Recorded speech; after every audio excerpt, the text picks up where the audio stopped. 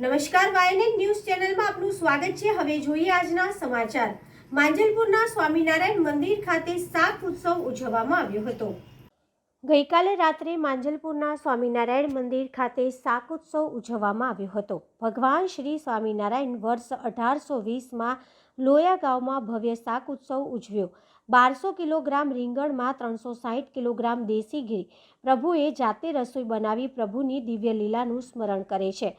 સ્વામિનારાયણ પરંપરાના સંતો ભક્તો દ્વારા સમય પર શાક ઉત્સવ મનાવાય છે અને ગુરુ બ્રહ્મ સ્વરૂપ હરિપ્રસાદ સ્વામીની અનુભૂતિ કરીએ છીએ।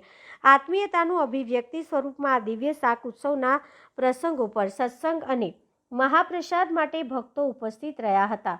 જ્યારે આ કાર્યક્રમમાં મુખ્ય ઉપસ્થિત પરમ પૂજ્ય પ્રેમ સ્વરૂપદાસ નંદ સ્વામી ઉપસ્થિત રહ્યા હતા અને આ કાર્યક્રમમાં વડોદરા શહેરના માંજલપુર વિધાનસભાના ધારાસભ્ય યોગેશ પટેલ તથા ધારાસભ્ય કેવ રોકડિયા, ડેપ્યુટી મેયર ચિરાગ બારોટ, વિસ્તારના પૂર્વ વિપક્ષના નેતા ચિરાગ ઝવેરી તથા હજારોની સંખ્યામાં ભક્તો ઉપસ્થિત રહ્યા હતા।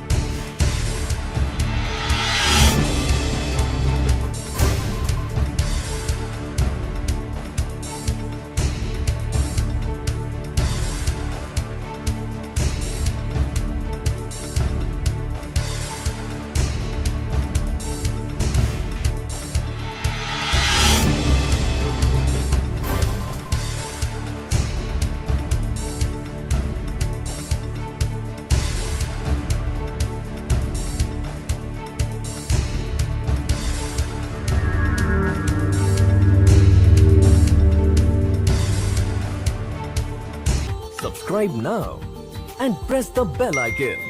Never miss an update.